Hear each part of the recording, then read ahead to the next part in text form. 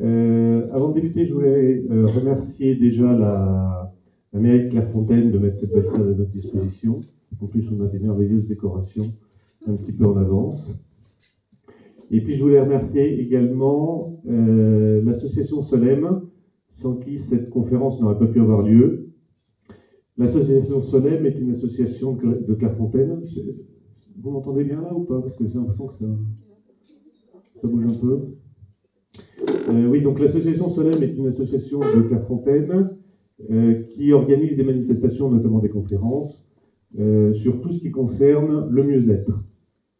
Sa représentante, c'est Sabine, qui est là dans le fond ce soir, et qui, elle, accompagne des gens à Saint-Arnoux et à la cabinet sur toutes les problématiques de sommeil et tout ce qui est gestion des émotions.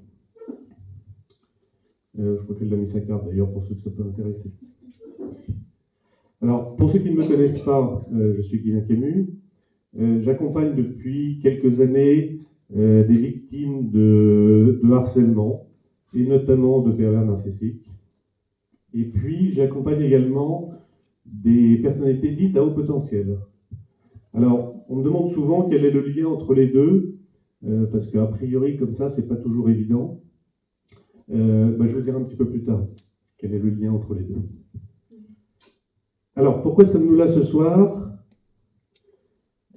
La raison principale, c'est celle-là.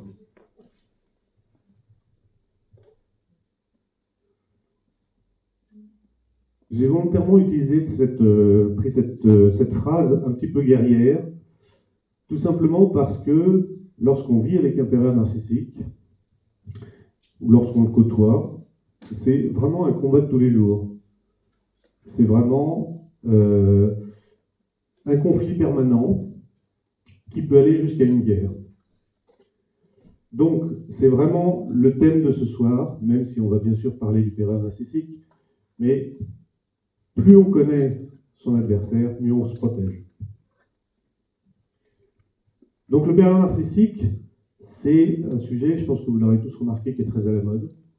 On en parle beaucoup, on en parle dans les médias, il y a beaucoup d'émissions, à la fois télé, radio. On en parle beaucoup dans la presse. Même ici, je ne vous dis pas de bêtises. Donc c'est un sujet qui est très à la mode. Et j'allais dire tant mieux parce que ça concourt aussi au fait de mieux connaître ces personnalités.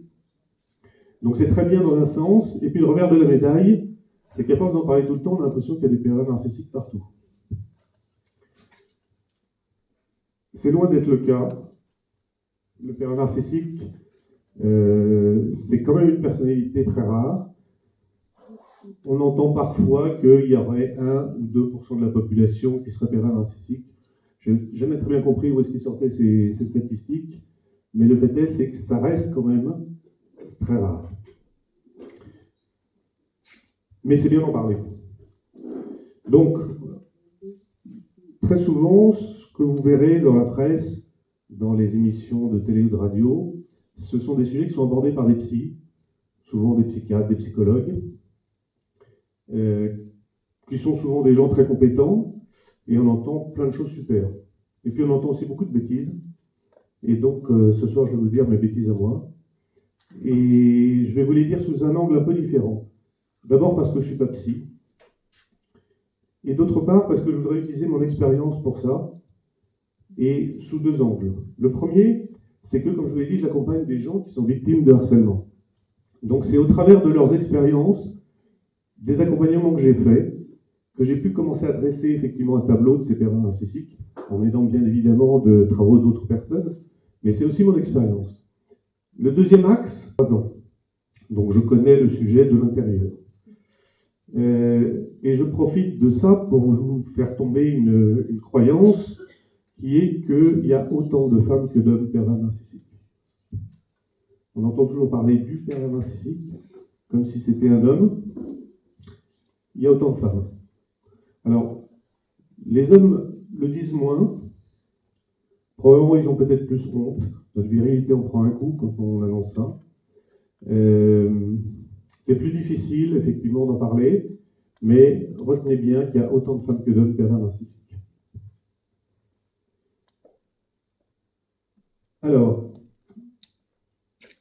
quel va être le déroulé de notre soirée? La première chose, pour pouvoir aider quelqu'un qui serait sous emprise et qui serait soumis à une relation toxique, la première chose, c'est de le remarquer, c'est de le noter, c'est d'arriver à identifier que c'est bien une relation toxique. Ça, c'est le premier point. Si vous n'avez pas identifié qu'il y a une relation toxique, qu'il y a une relation d'emprise, vous pourrez aider personne. Ensuite, je vous dirais qui est le pervers narcissique. Quelles sont ses caractéristiques? Quels sont les premiers signaux qui doivent vous aider à dire que cette personne a probablement un tempérament pervers narcissique? Et en parallèle, je vous dirais qu'il n'est pas un pervers narcissique. Parce que, comme je vous le disais, il y a beaucoup de... On en parle beaucoup, on a l'impression que le premier crétin est un pervers narcissique. Maintenant, on l'étiquette très facilement. Donc soyez prudents, n'allez pas trop vite. Je répète, il n'y a pas beaucoup de pervers narcissiques, par contre, il y a beaucoup d'emmerdeurs. Vous m'excuserez de parler comme ça, mais c'est malheureusement la réalité. Donc n'allez pas trop vite dans votre diagnostic, ça reste très rare le pervers narcissique. Je vous montrerai quel est son mode opératoire, comment il fonctionne. C'est toujours pareil. Il y a 4 étapes, ce sont toujours les mêmes. Alors, je vous montrerai les variantes, mais c'est toujours le même processus. Je vous montrerai dans le détail un petit peu plus tard. Ensuite, je vous parlerai des techniques de harcèlement au quotidien. Comment ça se passe, comment ça se vit au quotidien. Quelles sont les difficultés qu'on rencontre avec ce genre de personnes. Alors, je ne serai pas exhaustif parce que malheureusement, ils ont beaucoup plus d'imagination que moi pour emmerder les gens. Mais je vous donnerai quand même quelques éléments qui vous permettent de voir comment ça se vit au quotidien et quelles sont les difficultés qu'ils peuvent rencontrer. Je vous dirai ensuite qui sont potentiellement les victimes ou les proies. Alors j'utiliserai les deux termes de façon indifférente, mais il n'y en a aucun qui me convient vraiment. Mais j'utiliserai victime ou proie, vous ferez le tri. Et puis enfin, je vous dirai comment on se sort d'une situation comme celle-là. Quelles sont les clés? Alors il n'y a pas de remède miracle malheureusement, mais je vous donnerai quelques indications pour se sortir d'une situation de harcèlement. Et puis comment on se reconstruit après? Parce que c'est pas le tout de s'en sortir, ça fait des dégâts, ça laisse des traces. Comment est-ce qu'on se reconstruit après une expérience difficile comme celle-là? Je vous propose qu'à l'issue, on se garde un petit temps, si vous le souhaitez, d'échange, pour que vous puissiez poser vos questions et puis que j'essaie d'y répondre. Et puis ça permettra à ceux qui veulent s'éclipser un peu plus tôt de pouvoir le faire plus facilement. Ça vous convient comme ça? Alors, je suis content que ça vous convienne parce que c'est un premier exemple de manipulation. Parce qu'en fait, je vous ai emmené exactement là où je voulais que je vous emmène. Personne ne pouvait dire non, ça ne va pas, on va faire autre chose. Donc retenez que tout le monde peut être manipulable. Alors, pour être plus sérieux, une relation d'emprise, comment on la reconnaît?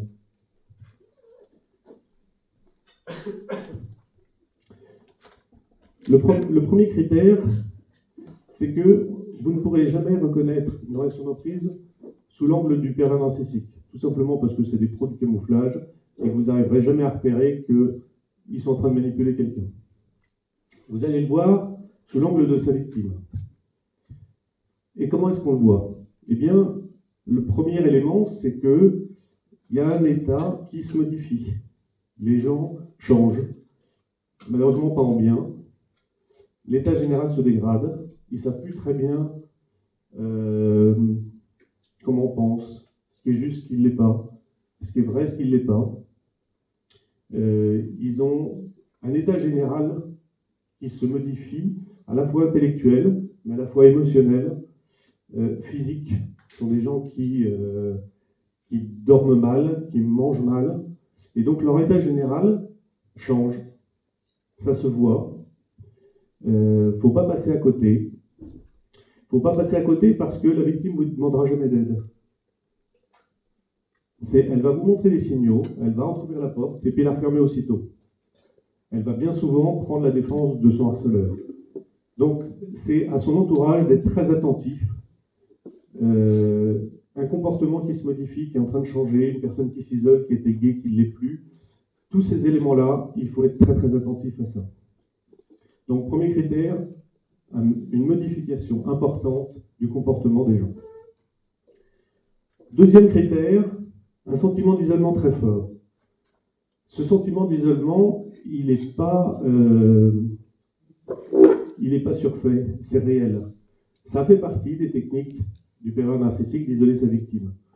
Donc la victime, oui, va se sentir seule parce qu'elle aura coupé les ponts volontairement ou moins volontairement avec tout son entourage, sa famille, ses amis, ses relations, son boulot, et elle va se retrouver vraiment dans un sentiment d'isolement très important. Le troisième critère qui doit vous alerter, c'est quelqu'un qui se sent coupable. Parce que la victime de pervers narcissique va se sentir coupable. Elle va se sentir coupable d'abord parce que le pervers narcissique, lui, il n'est jamais responsable de rien, il n'est jamais coupable de rien, c'est toujours la faute de l'autre. Donc il va reporter cette culpabilité sur sa victime. Et sa victime, comme ce sont des gens, mais j'y viendrai un peu plus tard, très empathiques, ils vont prendre cette culpabilité à leur charge. Et donc ils vont se sentir coupables du fait que la relation ne fonctionne pas bien, que la personne, leur harceleur, ne va pas bien non plus. Ils adorent se faire passer pour des victimes. Donc la vraie victime va se sentir coupable de ça, va se sentir coupable, elle, que son état se dégrade, et puis elle va se sentir coupable de tout en fait. Dès qu'il y a un truc qui ne va pas, elle va prendre cette culpabilité à sa charge et elle va la mettre à toutes les sauces, jusqu'à être coupable du temps qu'il fait. Donc, ces premiers critères doivent vous alerter. Alors, ce n'est pas parce que ces critères-là existent chez d'autres personnes qu'elles sont forcément avec le pervers narcissique. Mais soyez attentifs sur le fait que quelqu'un qui a son état général qui change, son comportement qui change, qui se sent isolé et qui se sent coupable, vous devez commencer à avoir vos antennes qui en alertent. Je profite de dire ça, notamment sur la notion d'isolement. Ne lâchez jamais quelqu'un qui est en train de s'isoler. Ça fait partie du processus de harcèlement. À un moment, ces gens-là vont avoir besoin de vous. Il ne faut jamais lâcher. Jamais lâcher, ça veut dire que vous gardez un contact. Vous envoyez une carte pour l'anniversaire, vous envoyez un petit mot de temps en temps. Gardez toujours le contact, même si la personne vous a rejeté. C'est compliqué, mais c'est essentiel pour la suite. Donc ces trois critères, ils ne sont pas liés à la conjoncture. Ils sont liés au fait qu'il y a quelqu'un derrière qui a généré ces problèmes. Et le quelqu'un en question, c'est notre pervers narcissique. Alors qui est-il, lui ?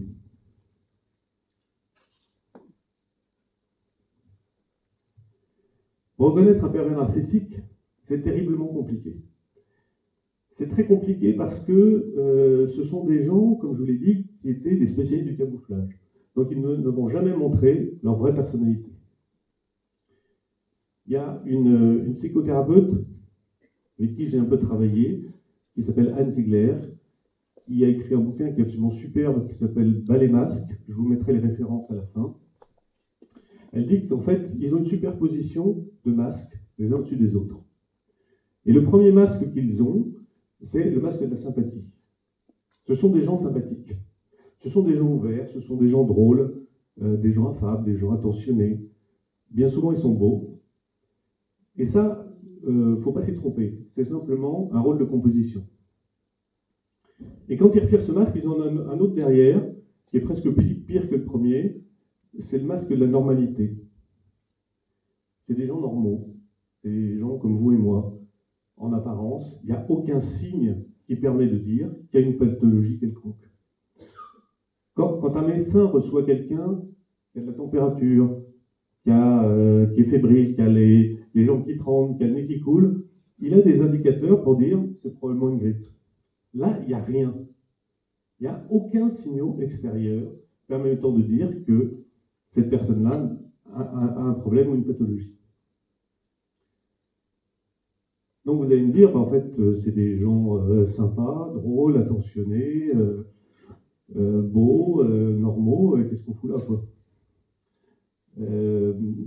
fait, c'est un petit peu plus complexe que ça. Parce qu'ils ont deux caractéristiques principales dans leur mode de fonctionnement. Le premier, c'est que ce sont des prédateurs. Des prédateurs parmi les plus redoutables. Et la deuxième caractéristique, c'est que ce sont des parasites.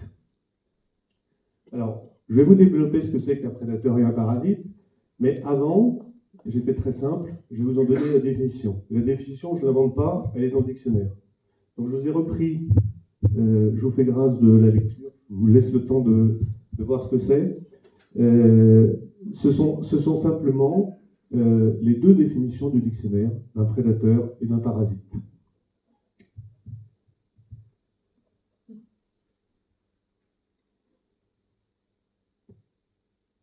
Comme vous avez pu le voir, le point commun entre les deux, c'est la destruction. Un prédateur et un parasite, ils vont détruire. C'est ça leur objectif. Le pervers narcissique aussi.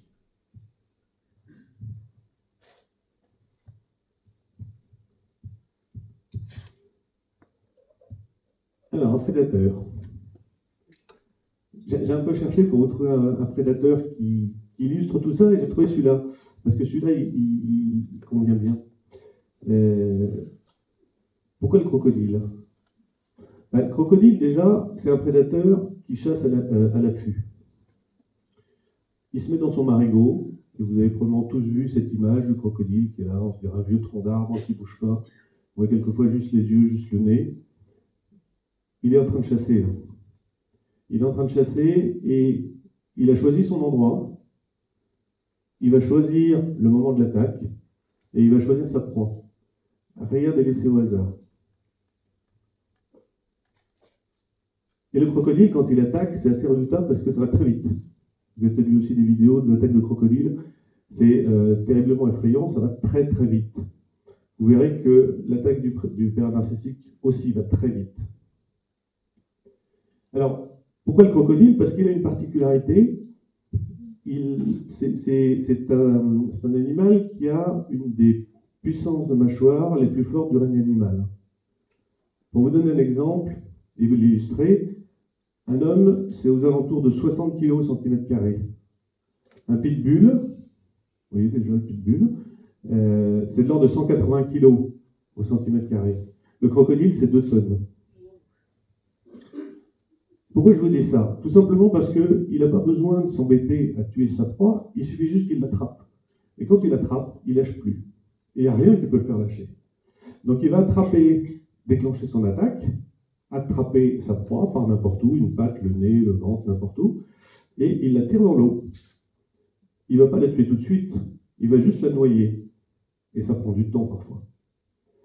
Et il a une autre particularité, cet animal-là, c'est qu'il a un tout petit estomac. Donc il ne peut pas gommer sa proie comme ça. Donc il va aller la planquer pour pas qu'on lui pique, phénomène d'isolement. Et il va la manger petit à petit, progressivement. Je vous sens un peu inquiet, mais c'est inquiétant. C'est assez redoutable et le mode de fonctionnement du pervers narcissique est exactement le même. Je vous montrerai les parallèles tout à l'heure. Pour ce qui est du parasite, on va rester dans la métaphore nature, si vous voulez bien. Le lierre. Le lierre, c'est une plante qui va utiliser un hôte, un arbre, pour grandir, pour lui pomper sa sève, lui pomper son énergie. Et puis il va grandir comme ça, le long du tronc, jusqu'à l'étouffer complètement. Là, vous avez une image, elle n'est pas très très claire, mais vous avez déjà vu du lierre, ça monte le long du tronc, et ça étouffe l'arbre. Et si vous regardez dans la nature, le lierre, il ne choisit pas un petit arbre répiki, un petit baliveau, il va choisir un arbre costaud, parce qu'il a besoin de se nourrir. Le pervers narcissique, il fait pareil, il ne choisit pas des gens faibles, il choisit que des gens forts, parce qu'il a besoin de cette énergie-là. Et paradoxalement, le lierre va donc croître jusqu'à parfois tuer son hôte, tuer l'arbre sur lequel il est en train de se nourrir, quitte à se détruire lui-même. Et bien bizarrement, le pervers narcissique est capable de faire ça aussi. il est capable de détruire sa victime, même s'il doit en souffrir lui, même s'il doit se détruire lui.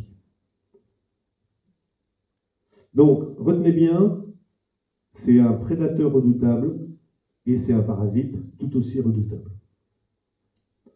Alors, quand je vous ai dit ça, je ne vous ai pas encore dit grand-chose parce qu'il n'y a pas beaucoup de crocodiles par chez nous.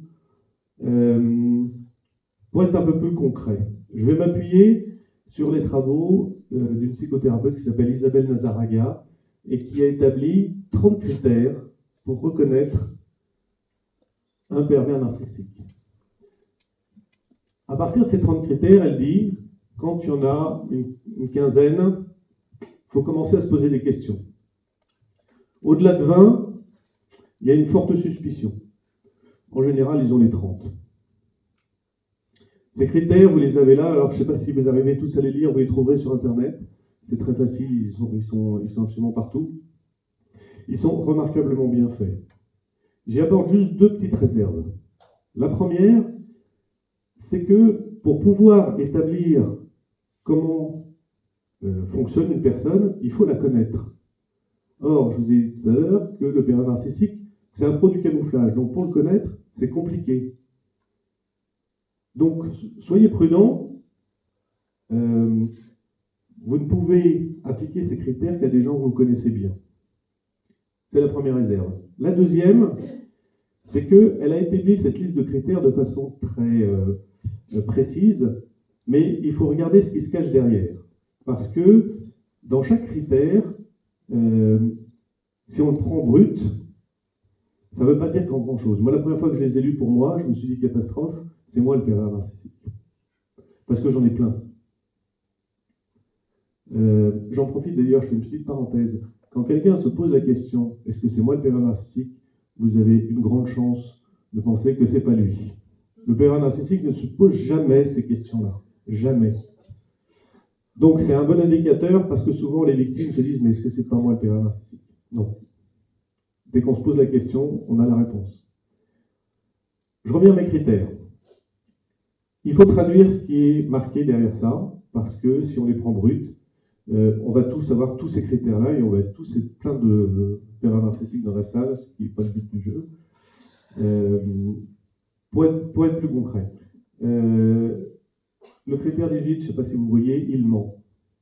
Oui, il ment, mais le problème c'est qu'on ment tous, plus ou moins. Moi, mon réveil n'est pas sonné ce matin, c'est la 3e fois de la semaine que je vais arriver en retard au boulot. Je vais dire à mon patron qui va m'allumer que le métro est en panne, que le bus était en retard, que j'ai pas trouvé de Vélib, que voilà, je vais lui raconter un bobard. C'est pas si grave, et c'est pas tout le temps. Le pervers narcissique, lui, il ment tout le temps. Et plus c'est gros, plus ça passe. Et en plus, c'est assez malin ce qu'il fait parce qu'il va prendre une part de vrai et il va y rajouter son mensonge. Donc on ne sait plus si c'est vrai, pas vrai, un peu vrai, pas complètement vrai.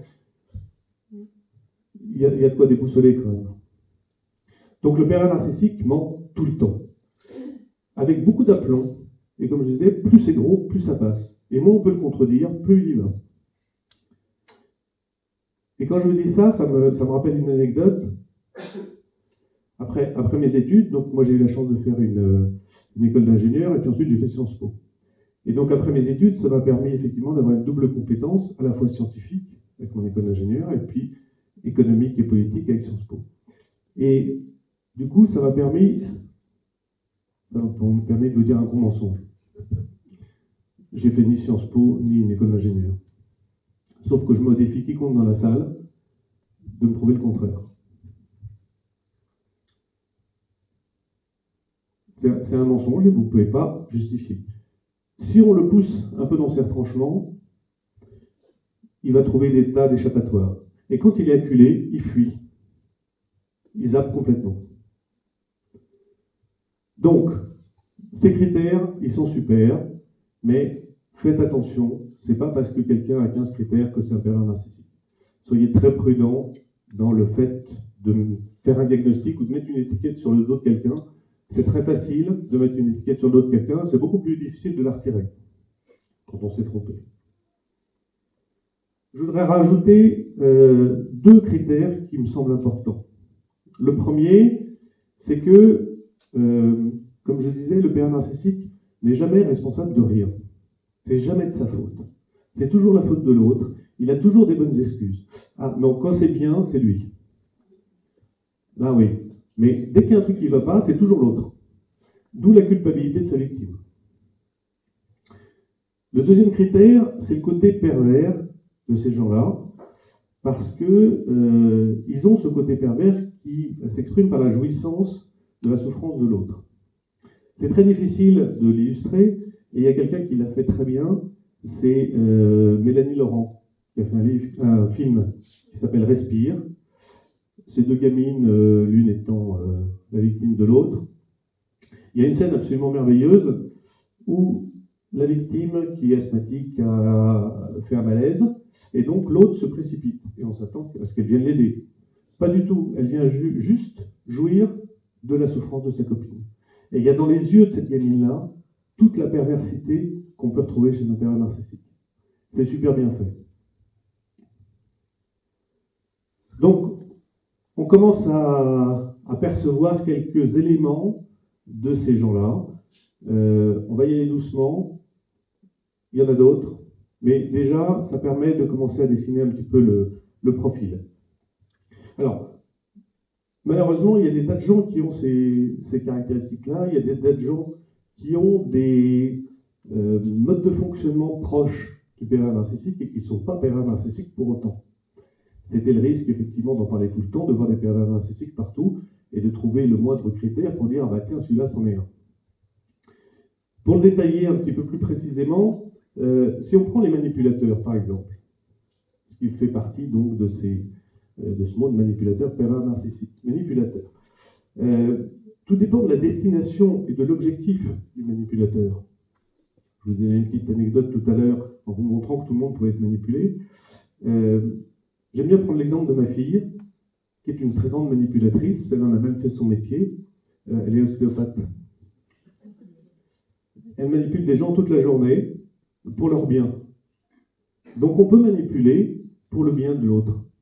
Donc manipulateur, c'est pas forcément un gros mot. Autre exemple de manipulation, qui là pour le coup va être plus dans l'intérêt de celui qui manipule. Exemple, les commerciaux. Alors j'espère qu'il n'y en a pas trop dans la salle, vous m'excuserez si je dis des bêtises. Je prends l'exemple des vendeurs de voitures, j'aime bien. Un vendeur de voiture, qu'est-ce qu'il fait? Lui, ce qu'il veut, c'est vendre sa voiture. Il veut gagner sa prime. Il veut être le meilleur vendeur de la région. Il veut son voyage. Donc, il va manipuler ses clients de manière qu'ils achètent sa voiture, même si ce n'est pas tout à fait la voiture qui leur convient. Et c'est vrai que cette petite famille de 5 personnes, la Smart, ça va être un peu petit. Mais c'est pas grave, ils feront plusieurs voyages. Mais il ne leur nuit pas vraiment parce que la Smart, c'est une bonne voiture. Donc, il fait ça pour lui. Dernier exemple, c'est le manipulateur qui manipule pour nuire. Et là, on tombe dans le pervers narcissique. Le seul objectif de cette manipulation-là, c'est d'embêter l'autre. C'est de nuire à l'autre. Donc, vous voyez, rien que sur la manipulation, soyez prudents. On peut manipuler dans le bon sens. Le côté pervers. Alors, c'est une pathologie, hein, la perversité. Et malheureusement, on a tous un petit peu de perversité en nous. Ça a tendance à s'estomper au fil du temps. Moi, j'ai beaucoup moins de plaisir à arracher les pattes des mouches, mais on a tous ce côté-là un petit peu en nous. Donc, soyez prudents aussi sur le côté pervers. Sur le côté narcissique, pareil, c'est une pathologie. Alors, je ne suis pas psy, je ne vais pas vous faire un cours de psychopatho, mais on a tous une part de narcissique en nous, et j'allais dire tant mieux, parce que c'est aussi ce qui concourt au fait de se trouver pas si mal quand on passe devant la glace. Ça peut renforcer notre confiance en soi. Donc vous voyez, il y a un panel important de gens qui ont des pathologies ou pas, et qui ont un comportement qui va se rapprocher du pervers narcissique. Mais il faut y aller avec beaucoup de prudence, parce que ce n'est pas des pervers narcissiques pour autant. Je ne vais pas vous parler de toutes les pathologies psychiques qui existent, mais beaucoup ressemblent. Hein, le narcissique, le paranoïaque peut avoir des côtés aussi proches du pervers narcissique, les gens bipolaires. Ça arrive aussi, ils ont des moments où ils ont des comportements comme ça. Et puis il y a les gens qui ne sont pas malades, qui peuvent aussi être juste des emmerdeurs. Pardon pour les gros mots, mais ça marque les choses. Et puis ça peut être ponctuel. Quelqu'un qui a une très forte pression au boulot, parce que son patron lui demande des objectifs terribles, parce que voilà, son équipe est difficile, etc. Il va rentrer chez lui et il va faire reporter tout son stress et toutes ses difficultés sur sa famille. Il n'est pas pervers narcissique pour autant. Il est juste dans une période difficile de sa vie, qui peut durer 1 an, 2 ans, mais ce n'est pas un pervers narcissique. Et quand le stress du boulot se sera estompé, ça va redevenir quelqu'un de charmant. Donc, soyez très très prudents dans la façon de faire cette approche et ce diagnostic des pervers narcissiques. Alors, pour mieux les connaître, on va regarder aussi comment ils fonctionnent. Quel est le mode opératoire du pervers narcissique? C'est toujours le même. Alors, il faut l'adapter aussi parce que chaque cas est unique, mais on retrouve toujours ces 4 étapes. La première, c'est une phase de séduction. Je vous rappelle qu'il est capable de mettre un masque de sympathie. Donc, il va séduire. Parce qu'à l'origine, c'est aussi un séducteur. Il sait être agréable, il sait être sympa, il sait être drôle, il sait être enjoué. Mais il va fonctionner d'une façon un peu étrange. Moi, quand j'ai envie de séduire une jolie femme, non, pardon, j'ai ma femme là. Donc, quand j'ai envie de séduire quelqu'un, je vais utiliser mes qualités, je vais grossir un peu le trait, mes défauts, je vais essayer de les estomper un peu, et je vais utiliser mes armes, mais ce sera bien moi qui sera en train de séduire. Le pervers narcissique ne fait pas ça. Il adapte sa séduction en fonction de la demande de l'autre. La personne adore le basket, c'est son sport préféré. Elle aime beaucoup manger du bourguignon, c'est son plat préféré aussi. La victime adore la mer, lui, c'est l'endroit qu'il préfère. Il répond à la demande, donc forcément, ça marche. C'est super facile. Et bien évidemment, avec un comportement comme celui-là, vous avez le prince charmant très vite, ou l'employé idéal, ou l'ami qu'on n'a jamais rêvé. C'est juste un jeu de séduction, mais en aucun cas, c'est sa personnalité à lui. Donc ça marche très bien. Et puis l'étape d'après, quand il a tissé sa toile, qu'il est devenu indispensable pour cette personne, là il va la ferrer, il l'accroche et il ne la lâche plus. C'est l'attaque du crocodile de tout à l'heure. Et pour ça, souvent, il y a un fait générateur. Alors, c'est quoi un fait générateur? Quand c'est un couple, c'est le fait de s'installer ensemble, de se fiancer, de se marier, de faire un enfant. Génial comme ferrage, là vous êtes coincé à vie. Au boulot, c'est le fait de passer d'un CDD à un CDI, le fait de changer, d'avoir une promotion. Dans le réseau amical, vous êtes tellement confié que vous ne pouvez plus faire machine arrière. Vous êtes tellement livré, vous avez tellement dit de choses personnelles que vous ne pouvez plus revenir en arrière. Donc il y a un fait générateur. Oui, quand c'est parent-enfant, vous êtes ferré dès le départ.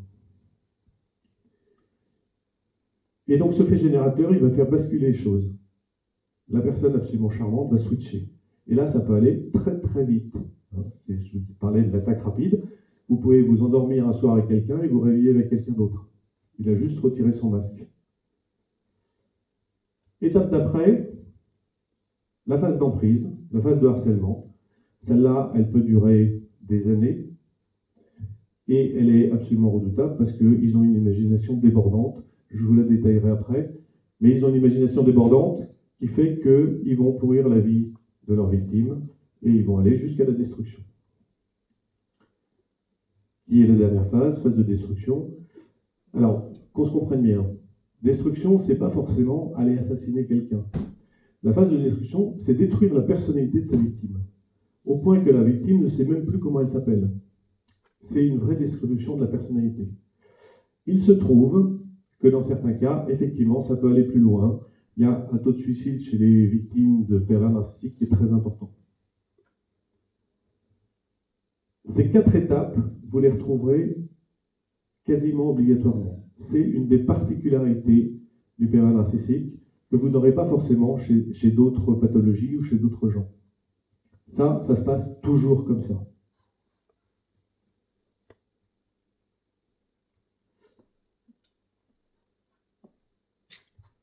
Alors, étape d'après, entrer dans les techniques de harcèlement. Qu'est-ce qui se passe au quotidien? C'est quoi le harcèlement et comment ça se matérialise? Alors, je m'excuse par avance pour ceux qui auraient déjà vécu ça. Ça va peut-être réveiller des souvenirs douloureux. Vous m'en excusez. Je vais essayer d'être le plus soft possible. C'est quoi du harcèlement? Du harcèlement, c'est quelque chose de répétitif qui nuit. J'ai eu un monsieur, il n'y a pas très longtemps, que j'ai accompagné. Il me disait, oui, je suis harcelé par mon copain. Il avait reçu un coup de fil, il n'avait pas répondu. Le lendemain, l'autre, il les réessaye, il ne répond toujours pas, et il a rappelé quelques jours après. Il dit, c'est du harcèlement. Je dis, non, c'est pas du harcèlement. Ça, c'est simplement quelqu'un qui essaye de vous parler. Le harcèlement, c'est un tout petit peu différent.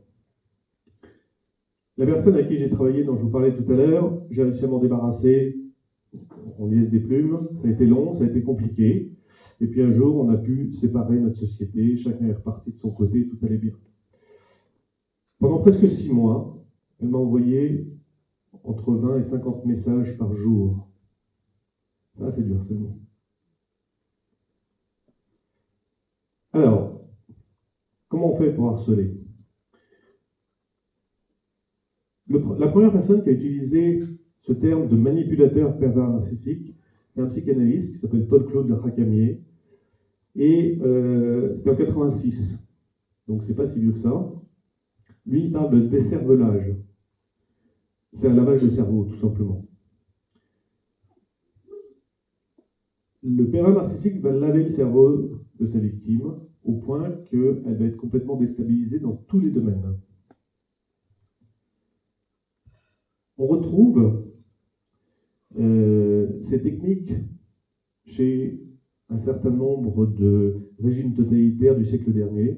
On retrouve ça chez les Khmers rouges, dans le Viet Minh, les nazis évidemment, les camps russes, etc. C'est vraiment, on retrouve les mêmes façons de fonctionner, ce qui est absolument redoutable parce que ces gens-là, on leur apprenait, le pervers narcissique, lui, il l'a d'instinct. Il va fonctionner comme ça d'instinct. Et donc, pour faire un lavage de cerveau, première chose, c'est mieux si on peut isoler sa victime, qu'elle n'ait plus d'autres références. Donc, c'est la première étape, il faut isoler la victime.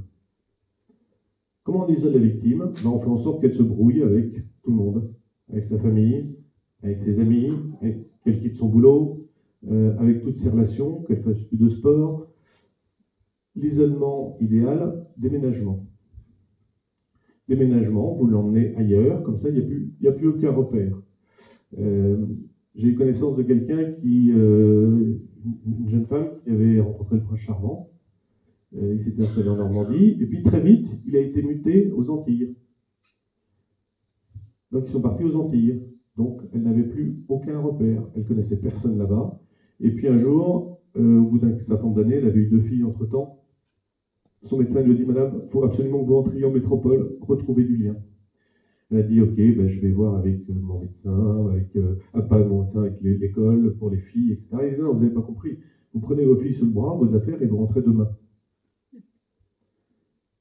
Alors, elle n'est pas rentrée le lendemain, mais très vite, et c'est probablement ça qui l'a sauvée. Donc, l'isolement, c'est une technique absolument formidable parce que le but du pervers narcissique, c'est d'être la référence unique. Et à ce moment-là, il peut transmettre des choses sans qu'il y ait aucun autre moyen de vérifier.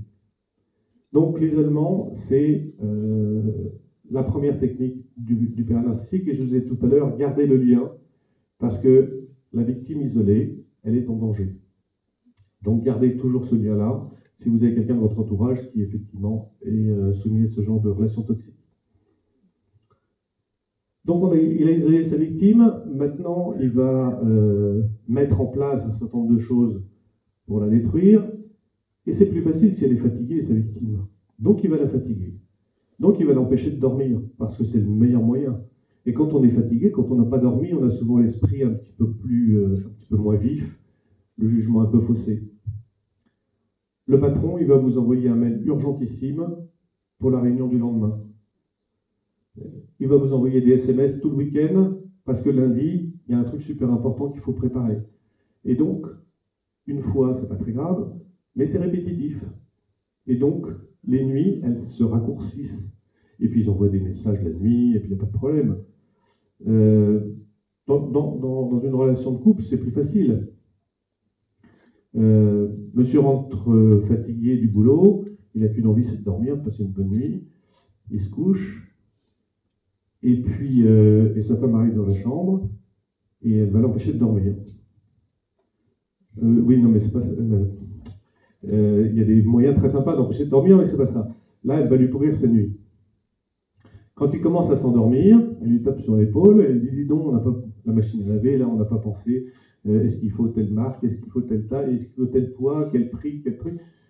Elle va le bassiner pendant 1 heure, il n'a plus sommeil, il gamberge, et donc il dort mal. Voilà. Et puis le lendemain à 5 heures, elle recommence. Dis donc la machine, tu y as pensé? Donc, une fois, c'est pas très grave, mais c'est tout le temps.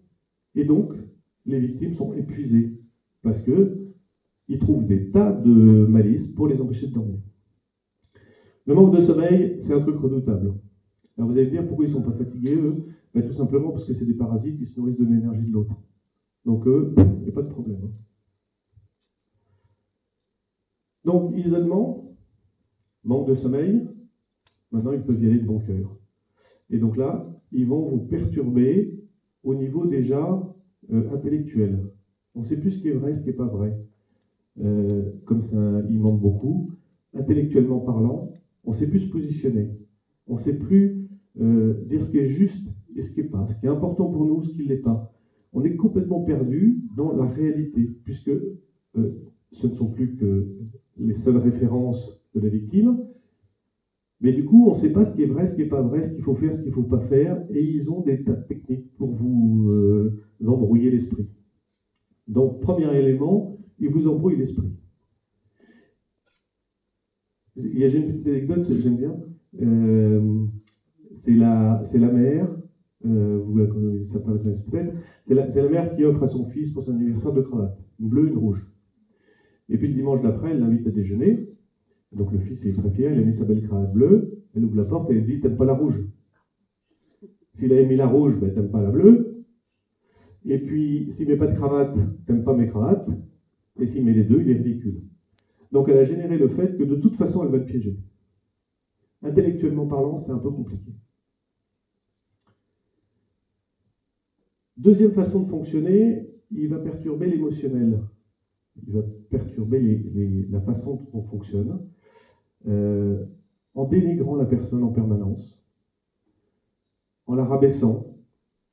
Alors, ça se passe souvent à huis clos, mais en public, il ne gêne pas non plus. Et donc, c'est sans arrêt des remarques sur la taille, le poids, la coiffure, la façon de parler, la façon de se tenir, la bouffe n'est pas prête, la bouffe n'est pas chaude. Ça n'arrête pas. Alors, ça a l'air de rien comme ça, de temps en temps. Mais quand c'est tout le temps, c'est épuisant.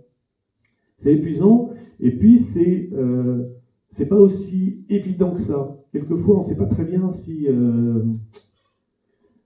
on sait pas très bien ce que ça veut dire, cette remarque. Et Tanguy, j'aime bien ton pull, il est sympa. Je me demande si ça te va bien. Je lui ai fait un compliment ou pas? Désolé. Bon, a priori, ça a l'air d'être un compliment, mais le derrière, je ne sais pas si ça te va bien, c'est pas sûr. Et tout ça fait que ça embrouille. On sait plus, vraiment, on sait plus. Donc quand intellectuellement, c'est compliqué, mais en plus, affectivement, on est attaqué en permanence, il y a vraiment un moment où on commence à perdre un peu la boule. C'est ce qu'ils cherchent à faire, hein, le décervelage, le lavage de cerveau. On ne sait plus qui on est, on ne sait plus comment ça fonctionne. Et puis, tout ça va se passer à huis clos. Quand il est à l'extérieur, il redevient charmant. Il remet son masque. Donc les gens extérieurs ne comprennent pas ce qui se passe. Ils disent, bah oui, il est charmant ton mari. Ta femme, elle est super. Mais qu'est-ce qui se passe Et puis quand c'est en public, il va utiliser les autres pour aller dans son sens. Et du coup, attends, Sabine, tu peux faire un peu moins de bruit ce truc parce que c'est, moi ça me gêne. Ça ne me dérange pas de ne pas gratter avec le truc. Bon, bref, j'utilise vous, que ça dérange, pour attaquer Sabine qui est dans le fond. T'as rien fait, hein. Mes excuses. Bon, bref, il va utiliser l'environnement pour aller dans son sens et pour attaquer sa victime. Ça a l'air de rien. Et si par hasard la victime se rebiffe en disant « Ça va, mais t'as pas d'humour. Je plaisante, tu vois bien que je plaisante. » Donc, c'est très compliqué. C'est très compliqué parce que ça altère la confiance en soi. On n'a plus aucun repère classique. Et c'est vraiment une période de descente aux enfers, avec la dépression, avec personne pour confronter, pour savoir si c'est nous qui sommes fous ou pas. Bon, il y a une vraie perte de confiance, perte d'identité. Et il ne s'arrête pas là. Il ne s'arrête pas là parce que il va perturber aussi votre environnement. On a tous, à un moment ou à un autre, besoin d'un moment où on est au calme, on est tranquille, on est au coin du feu, on lit son bouquin. Voilà. C'est à ce moment-là qu'il vient vous embêter.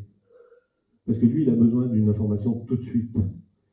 Et donc, il va empiéter sur votre espace de sécurité. Ça devient inquiétant.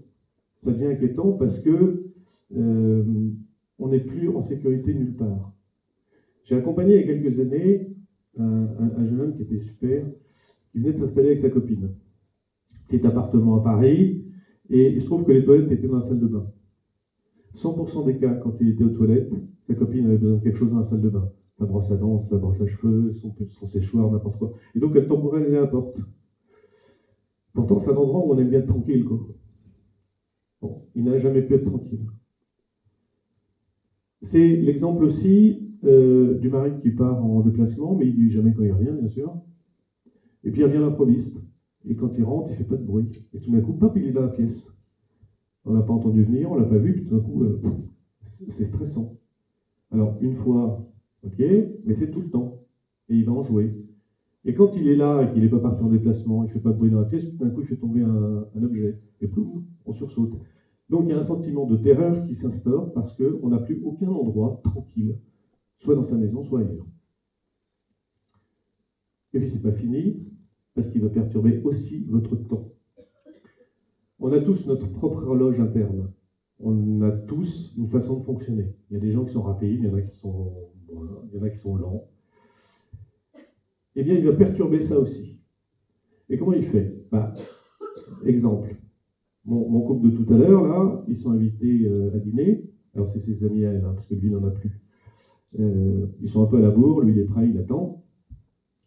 Et puis, au moment de partir, elle s'aperçoit que finalement, c'est pas cette robe-là qu'elle va mettre, c'est une autre. Et donc, elle remonte et elle va changer. Ils sont encore plus à la bourre. Et puis, ça y est, enfin, elle est prête. Et là, elle s'aperçoit qu'il faut qu'elle envoie un mail urgent. Et donc, ils sont à la bourre, ils sont pressés, et elle traîne. Et elle va doucement. Et du coup, lui, il ne sait plus. Est-ce qu'il faut aller vite? On va chez ses amis. Est-ce qu'il faut aller doucement? Ils vont arriver en retard. Bien sûr, ce ne sera pas de sa faute à elle, hein, c'est lui qui a traîné. Et donc, on ne sait plus ce qu'il faut faire. Et puis le week-end d'après, ils vont se balader en forêt. Là, c'est cool, on peut y aller doucement. Et là, elle met la pression. Donc, on ne sait plus s'il faut aller vite, s'il faut aller doucement, ce qu'il faut faire, ce qu'il ne faut pas faire, où est-ce qu'il est, où est-ce qu'il n'est pas, à quel endroit on est peinard. Ça perturbe complètement le psychisme des gens qui sont victimes de ces personnalités. Bon, c'est pas très drôle, j'en suis confus, mais vous voyez un petit peu le type de comportement qu'il peut y avoir au quotidien, sachant que c'est un comportement permanent. Il n'y a pas de moment de répit. Bon, nous on en a un, on va souffler un peu. On va souffler un peu, on va parler de jours formidables. On va parler des victimes. Alors, j'utilise victime 3, c'est pareil. Alors, qui sont ces gens-là? Ben, en fait, c'est tout le monde. C'est tout le monde, malheureusement, à un moment de sa vie, on peut avoir quelques failles qui permettent de faire rentrer ces individus-là. Donc, soyez très attentifs au fait que ça peut arriver à tout le monde. Comme je le disais, ce sont des prédateurs et des parasites, ils ont besoin de se nourrir. Donc, ils ont besoin de consistance. Donc, ils ont besoin de gens forts. Et contrairement à ce qu'on pense parfois, les victimes de périodes narcissiques ne sont ni des gens faibles, ni des gens fragiles. C'est tout le contraire. Ce sont des gens qui sont costauds, ce sont des gens qui ont une grande empathie, ce sont des gens qui sont riches dans plein de choses, jusqu'à être riches financièrement. Ils ont besoin de nourriture, donc ils ont besoin de costauds. Ce qui peut arriver, c'est qu'effectivement, on ait des failles dans lesquelles le période narcissique va s'engouffrer. Et ça peut tous nous arriver à un moment de notre vie. On peut avoir des moments de faiblesse ponctuelle. Mais bon, soyez attentifs qu'ils ne choisissent pas des gens fragiles. Ça, c'est pas vrai. Je vais m'inscrire en faux aussi. J'ai vu il y a quelque temps une vidéo d'un monsieur, un psychiatre renommé, maître de recherche à Descartes, donc, qui a écrit des tas de bouquins, etc. Il en a écrit un notamment qui s'appelle Le pervers narcissique et son complice. Et là, moi, j'ai le poil qui s'est hérissé parce que non, les victimes de pervers narcissique ne sont pas des complices. Il n'y en a aucun maso dans l'histoire. Ça n'existe pas. De la même façon, je ne sais pas si certains d'entre vous connaissent, je vais vous l'expliquer très rapidement, le triangle dramatique de Cartman. C'est un processus psychologique qui fait que de temps en temps, on va jouer dans une relation avec quelqu'un le rôle de la victime, le rôle du persécuteur et le rôle du sauveur. C'est une espèce de jeu qui se joue ponctuellement entre deux personnes qui sont tout à fait saines de corps et d'esprit. C'est pas du tout ça qui se joue chez le pervers narcissique. La victime, elle n'est pas en train de jouer. La victime, elle est juste détruite par son harceleur. Donc on est très loin du triangle de Cartman. Je l'ai entendu aussi. Personnellement, je suis complètement opposé à cette version-là, parce que la victime ne se retrouve jamais dans le rôle du persécuteur. Jamais.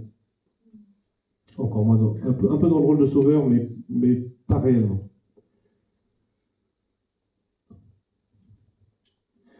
Deux petits focus rapides. Le premier concerne les gens dits à haut potentiel. Alors je mets plein de guillemets. Il y a une autre psychothérapeute qui emploie le terme de zèbre. Certains l'ont peut-être déjà entendu. Elle dit que, elle a utilisé ce terme-là parce qu'elle dit, en fait, ce sont des gens différents. Hein, le zèbre, c'est un équidé comme les autres, mais différent. Donc, c'est des gens qui sont ni mieux ni moins bien. C'est pas ce qu'on appelle des surdoués, terme que je déteste aussi. C'est simplement des gens qui ont un potentiel, qui ont des capacités un petit peu hors normes, à la fois intellectuelles, affectives, émotionnelles, cognitives. Bon, ils ont pas mal de trucs pour eux, quoi. Ces gens-là, ils ont en plus une empathie terrible. Ils voient pas le mal. Ils pensent qu'ils vont sauver le monde. Donc, c'est les proies idéales.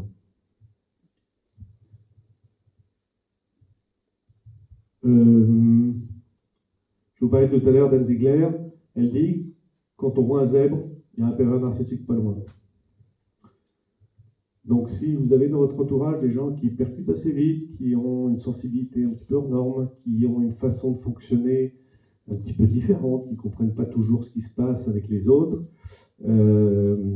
soyez attentifs parce qu'il peut y avoir un prédateur pas loin.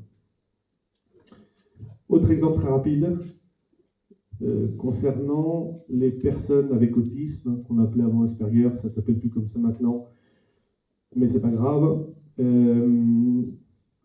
C'est pareil, ils n'ont pas les mêmes filtres que nous. Et donc, évidemment, ils ne voient pas le problème quand quelqu'un les agresse, quand quelqu'un les manipule, parce que leur mode de fonctionnement n'est pas tout à fait le même que les gens dans la norme. Des proies idéales. Bon, je m'arrête là avec les victimes et les proies, mais retenez quand même que ça peut toucher tout le monde. Alors, comment on s'en sort? Comment on s'en sort?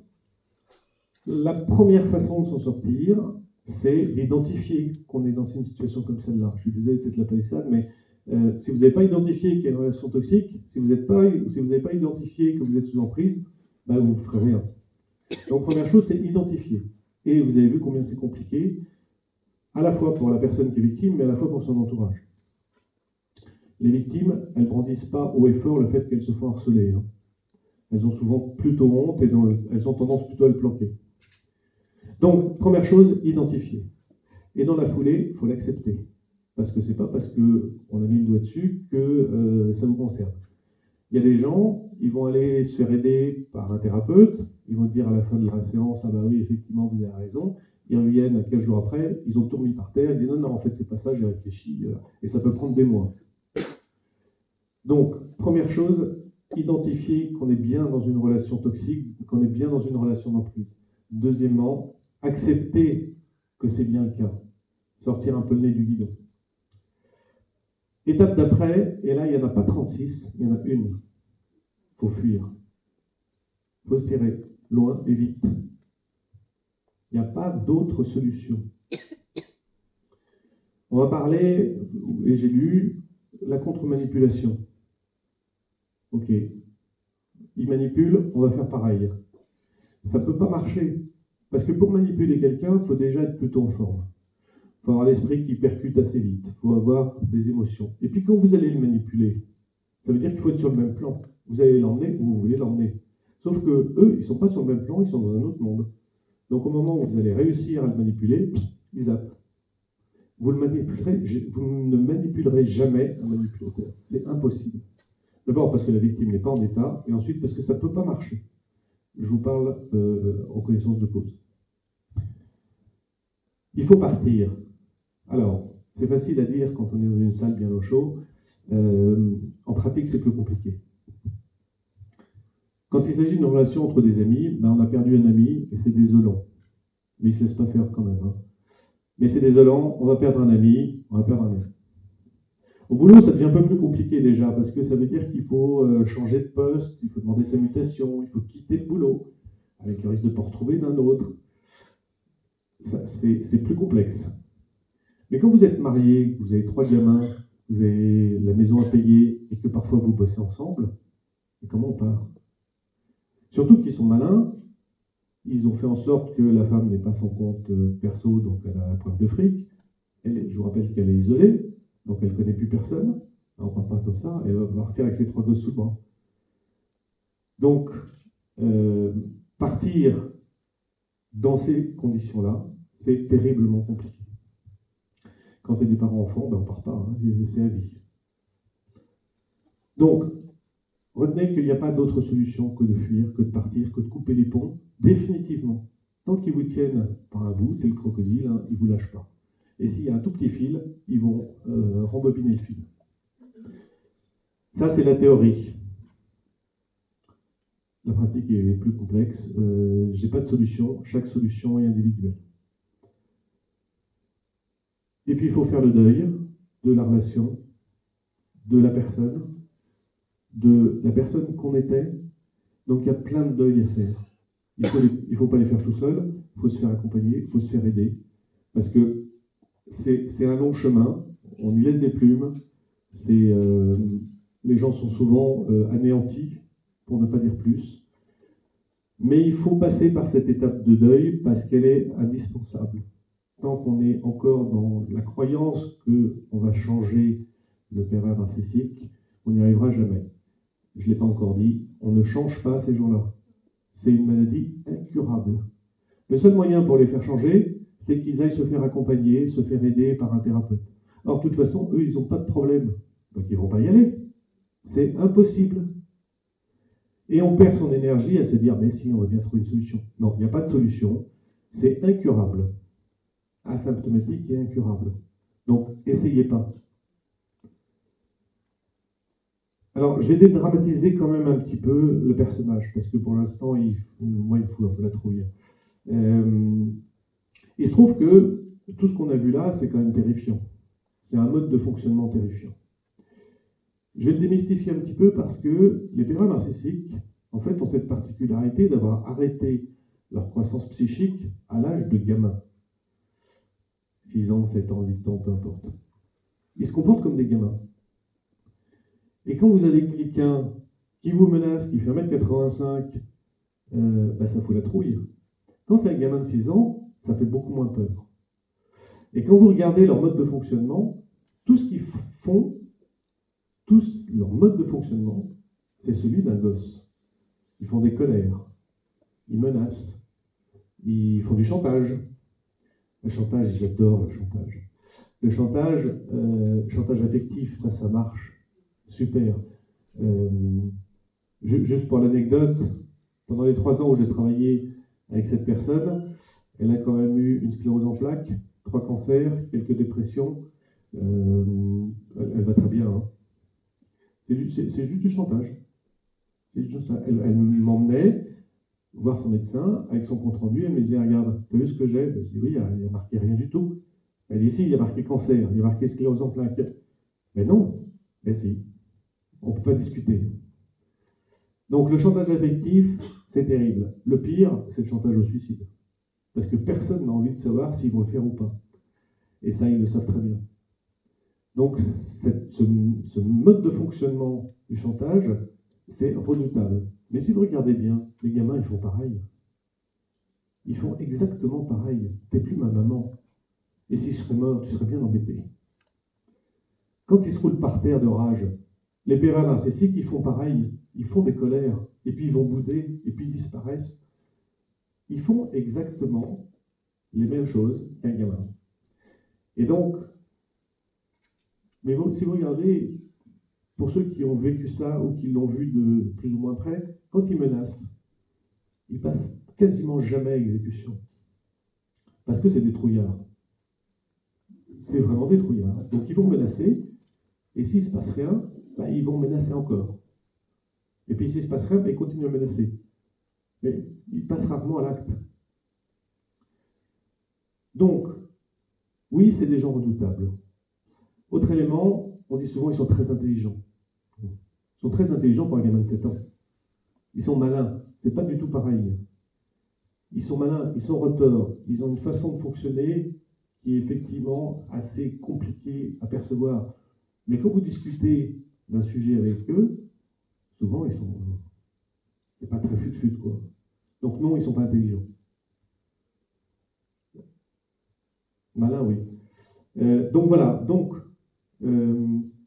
quand on est confronté à ce genre de personnages, si on les remet à leur position de gamin, ça permet de souffler, ça permet de voir les choses complètement autrement, et ça permet de voir effectivement qu'on ne se laisse pas faire par un gamin de 7 ans. Ou si c'est le cas, il y a un problème. Donc il n'y a pas de raison de se laisser faire par quelqu'un qui est un gamin dans un corps d'adulte. Là encore, c'est de la théorie. Là encore, c'est un cas général. Il y en a certains qui fonctionnent un peu différemment. Mais globalement, ils fonctionnent tous comme ça.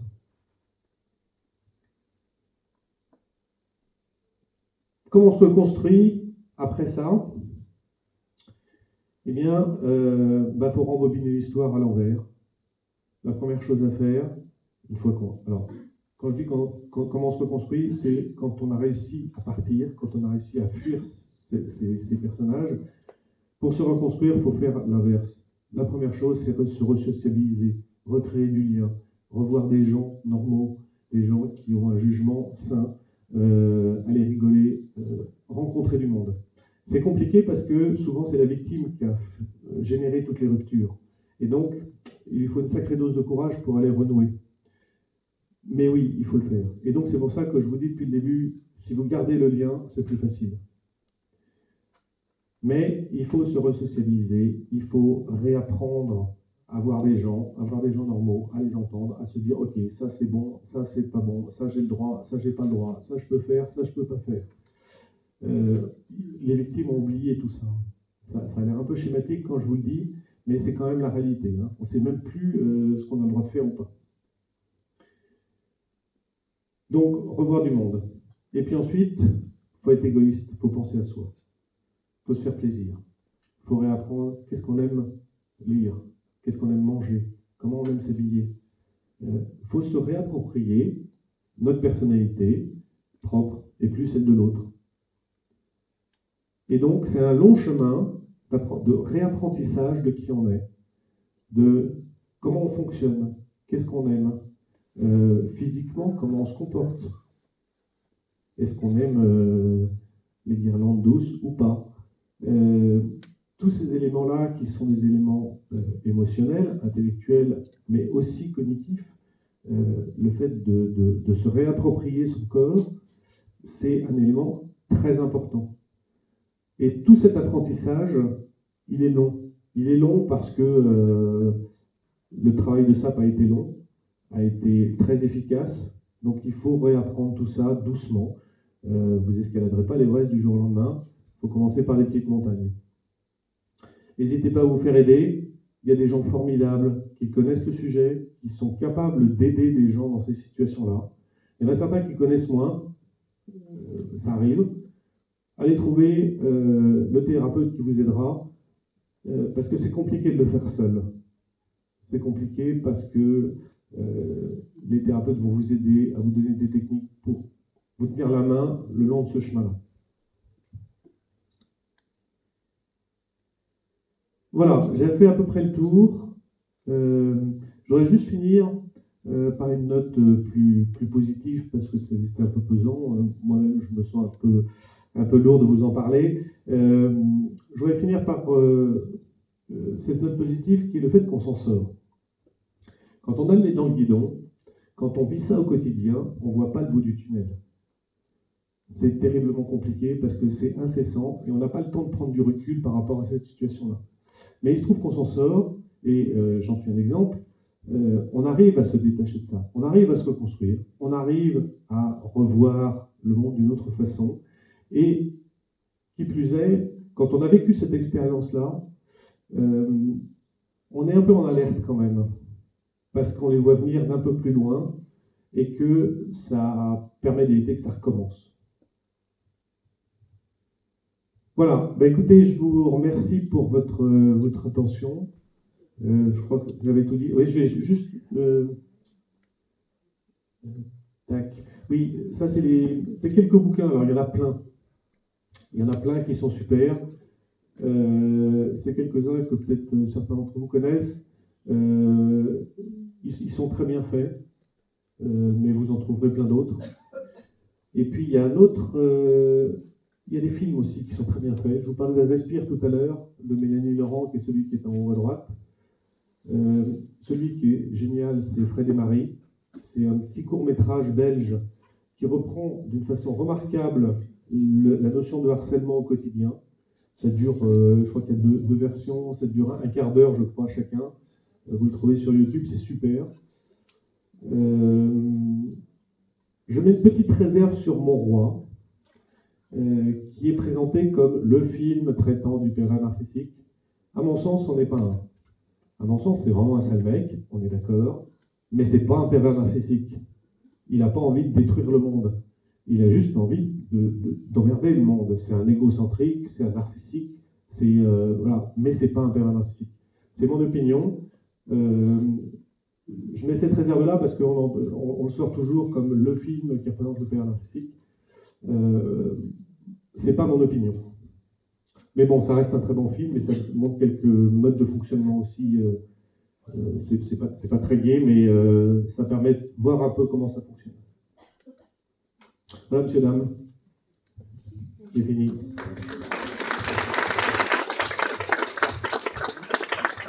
Merci beaucoup. Donc, si vous avez des questions, des interrogations, des partages, je suis tout truc. Allez-y, je vous en prie.